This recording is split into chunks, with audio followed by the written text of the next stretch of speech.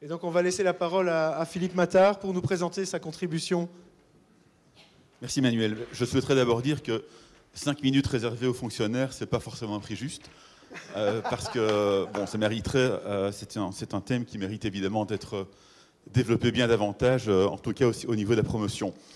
Alors, je pense que mes collègues non plus, on n'a pas préparé de présentation. J'ai d'abord écouté attentivement les principaux orateurs et j'en ai tiré évidemment des conclusions. Il y a quelques semaines, je vous ai présenté le plan opérationnel de la PAC-W. Ce plan opérationnel, le projet de plan opérationnel a été ensuite validé, amendé par Monsieur le Ministre, avant d'être, et ce sera le cas pour la semaine prochaine, d'être soumis à l'adoption du gouvernement.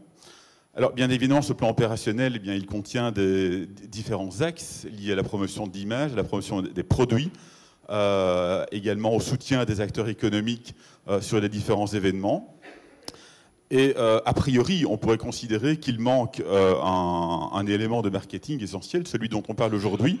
Hein, et dans le mix marketing, on parle généralement du prix, et j'ai le sentiment qu'aujourd'hui, c'est ce P du mix marketing qui a été mis à l'honneur.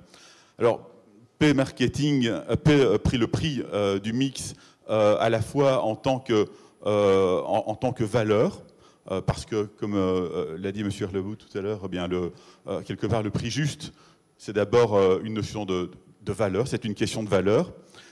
Et puis, bien évidemment, ce prix, bien, il faut savoir comment on le justifie auprès des consommateurs. Alors, est-ce que le prix est une valeur en soi? Et il l'est évidemment, mais est-ce qu'on en fait uniquement une valeur en soi pour essayer de justifier auprès du consommateur que parce que le producteur est bien rémunéré, correctement rémunéré, le produit a davantage de valeur d'usage pour lui? Ou est-ce qu'il faut lier cette question du prix à une autre question qui est celle de ce qu'on appelle également en marketing l'avantage compétitif? Quelle différenciation du prix existe? Et on considère généralement que le consommateur pourrait être convaincu par l'opportunité d'acheter un produit à un prix plus élevé s'il y a une disproportion positive entre le prix et l'avantage qu'il en tire en termes de qualité.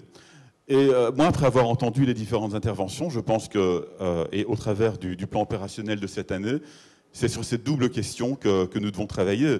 Donc, et pour cela, évidemment, avec le Collège des producteurs, avec la Socopro, je pense que nous aurons besoin d'abord de nous revoir et d'évaluer ensemble d'abord la pertinence, l'opportunité de travailler sur l'unique question du prix juste et sur le fait d'en faire une valeur intrinsèque sans y lier dans un premier temps forcément d'autres considérations.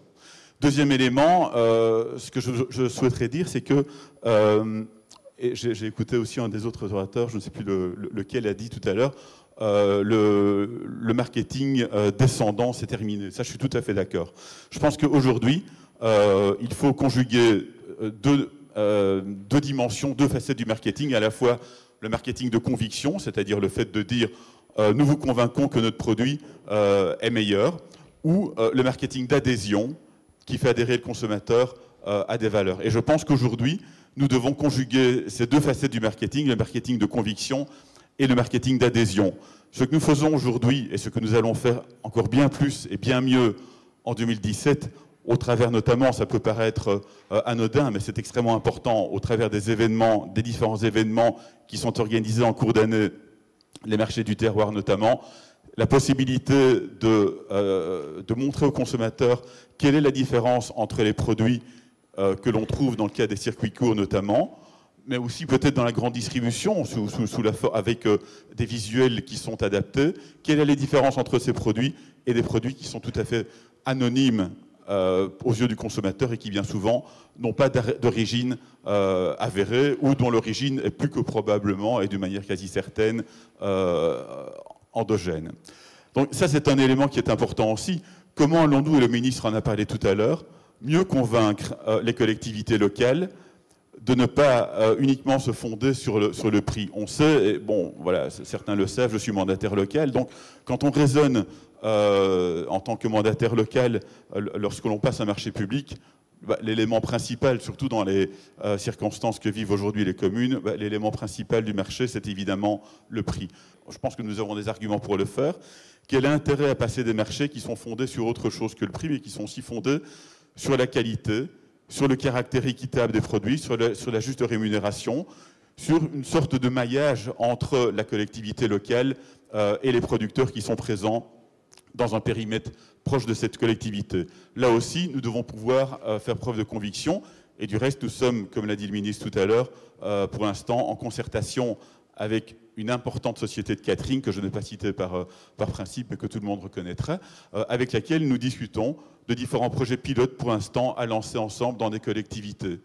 Et je pense qu'avec cette société de catering, nous allons voir de quelle manière donner un élan, et évidemment dans une perspective d'égalité de droits en matière de marché, eh bien, nous ouvrirons évidemment cette possibilité à d'autres sociétés. Nous avons déjà eu du reste des concertations avec les sociétés de catering de taille plus réduite.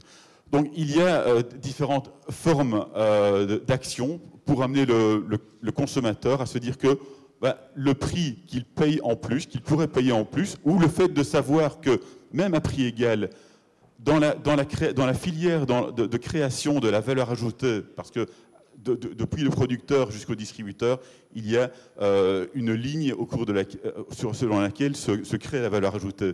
S'il sait que le prix qu'il paye tient compte d'un prix juste payé au producteur, est-ce que c'est un argument? C'est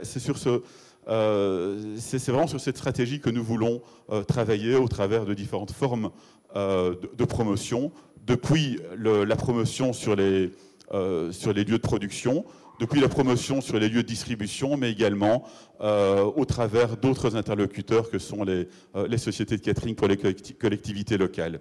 Et puis, bien évidemment, nous ferons l'évaluation en cours d'année, et on s'est engagé avec Emmanuel d'avoir une évaluation très étroite sur le plan opérationnel, de manière à l'adapter et de manière à tenir mieux compte de cet objectif. Voilà, je n'en dirai pas plus.